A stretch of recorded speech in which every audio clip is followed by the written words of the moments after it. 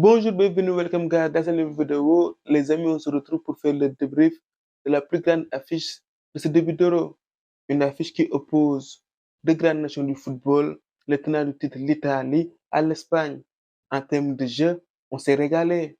On commence par la compo des deux équipes. L'Espagne a reconduit presque à l'identique le même 11 qu'il avait aligné face à la Croatie, à l'exception de Nacho qui est touché. Il a été remplacé par Laporte.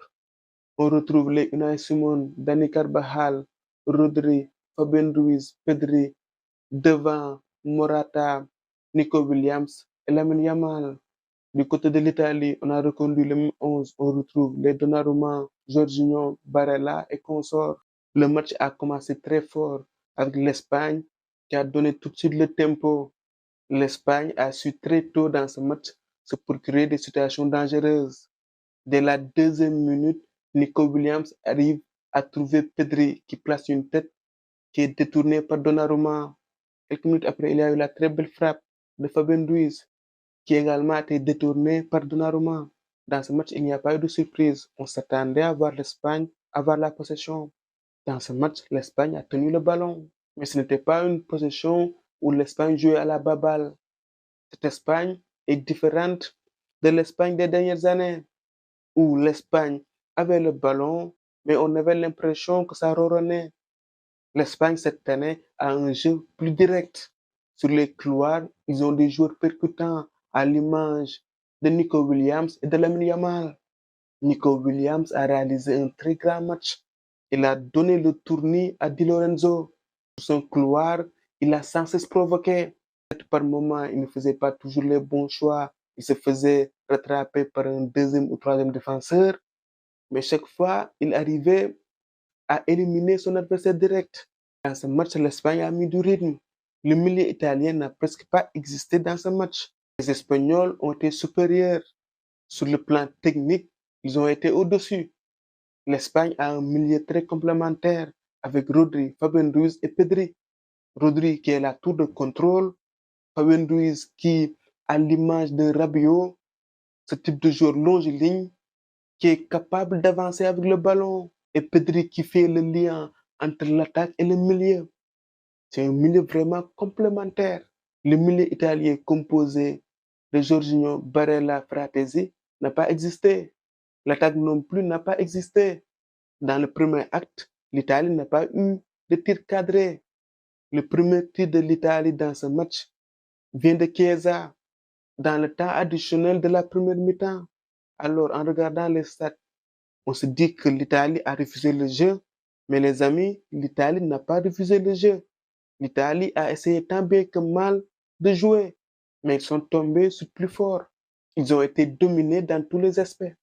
En premier mi-temps, les Italiens ont été chanceux de ne pas prendre de but, parce que l'Espagne a eu les occasions pour faire la différence.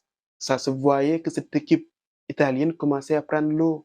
Spalletti, à la mi-temps, il a fait deux changements avec les entrées de Cristante et de Cambiaso, qui ont pris les places de Jorginho et de Fratesi.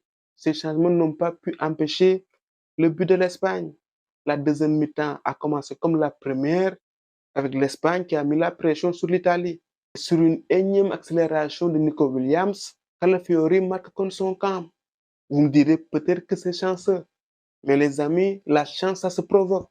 Quand l'équipe adverse marque un but contre son camp, ça veut dire que tu as su apporter du danger dans le camp adverse. Nico Williams, pour moi, c'est l'homme du match. Il a été percutant, même si par moment il a eu quelques déchets, c'est normal. Quand on est un joueur qui provoque, normal qu'il y ait un peu de déchets. Sur ce match, il a plus brillé que Lamine Yamal, qui dans ce match a su faire quelques différences. Il a fait quelques actions de grande classe. Il n'a pas été constant dans ce match. La victoire de l'Espagne est logique. L'Espagne a dominé de bout en bout. C'est en fin de match. L'Espagne a mis moins de pression, mais c'est normal. Pendant 90 minutes, tu ne peux pas exercer la même pression. Et quand on regarde les stats, l'Italie n'a eu qu'un seul tir cadré dans ce match. C'est trop peu pour espérer faire un bon résultat. Côté italien, Donnarumma a fait un très bon match. Pendant longtemps, il a maintenu à flot cette équipe. Il a fait plusieurs parades. Donnarumma, avec l'Italie, ça se voit que c'est un autre joueur. Déjà lors du dernier Euro, il avait joué un rôle fondamental. Il avait joué un rôle très important dans la conquête du titre.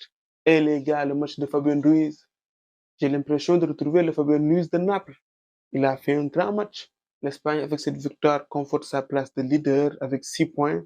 L'Italie se retrouve deuxième avec 3 points. Derrière, on retrouve l'Albanie et la Croatie à égalité de points. Le dernier match entre l'Italie et la Croatie promet. La Croatie qui est quand même décevante dans ce début d'Euro. Les amis, je vais aussi m'arrêter sur l'Angleterre. L'Angleterre qui ne convainc pas dans ce début d'Euro. Les Anglais ont joué plus tôt et ils ont été contrariés par une très belle équipe de Danemark. Il y a beaucoup de choses à dire sur cette équipe. On présente l'Angleterre comme l'un des favoris, mais le jeu déployé par les Anglais ne rassure pas. Southgate est critiqué pour son système de jeu. L'Angleterre se présente avec un 4-2-3-1, avec Harry Kane en pointe de l'attaque. Sur les côtés, on retrouve Foden et Saka. Au milieu, Jude Bellingham, Declan Rice et Trent Arnold. En défense, on retrouve Walker au poste de latéral droit, Trippier côté gauche. En défense centrale, on retrouve Stones, Guéhi. Au poste de gardien, on retrouve Pickford. Je vois plein de gens critiquer le positionnement de Trent Arnold. Mais les amis, le positionnement de Trent n'est pas une nouveauté. Cette année, avec Liverpool, il a joué à maintes reprises à ce poste. Même s'il faut préciser qu'à ce poste, l'Angleterre dispose de nombreux joueurs, à l'image de Maino, qui peut très bien faire le boulot, ou même Gallagher. Mais pour moi, le principal problème de l'Angleterre, c'est le positionnement de Foden et de Jude Bellingham. L'Angleterre a un problème de riche. Jude Bellingham, cette année, du côté du Real, il joue électron libre. Et on sait que Phil Foden n'est pas un joueur qui aime coller la ligne. Lui aussi, il aime jouer dans le cœur du jeu, jouer comme électron libre. Même avec City, il a réalisé de très gros matchs à l'absence de Kevin De Bruyne, quand on lui a donné les clés du jeu. Dans le système qu'il a mis en place, Southgate n'arrive pas à tirer le plein potentiel de Phil Foden, même s'il faut dire qu'il lui donne beaucoup de liberté. Foden, sur les 2 rencontres, il a tendance à se recentrer. Quand je vois cette équipe d'Angleterre jouer, je ne vois pas un jeu où il est un jeu avec des automatismes. C'est une équipe qui n'apporte pas suffisamment de danger. Je vois un Phil Foden se recentrer, la percussion ne vient que du côté de Saka, ce qui fait que c'est une équipe prévisible. Après, je vais aussi nuancer mes propos. On est qu'en début de compétition et ce n'est pas l'équipe qui débute le mieux une compétition qui finit par l'emporter. La phase à élimination directe est très différente de la phase de groupe. C'est une nouvelle compétition qui va démarrer après. L'Angleterre a le temps de se ressaisir. Il appartient au coach de l'Angleterre de trouver la bonne formule. Une formule qui va permettre à ses meilleurs éléments de s'épanouir. Même si je ne pense pas que Southgate va complètement bouleverser son système. Quand on vient dans une compétition, on vient avec des certitudes. Il va peut-être faire quelques ajustements. Dans le cœur du jeu, je pousse pour un milieu composé de Jude Bellingham, Declan Rice et de Maino. Je trouve ce milieu plus complémentaire. Il faudra aussi qu'il donne quelques minutes à Palmer. Palmer qui a réalisé une très belle saison avec Chelsea. Voilà les amis, c'était tout pour cette vidéo. On se retrouve pour d'autres vidéos. À très bientôt. For the love of football. Au micro, c'était Dave Wright pour vous servir.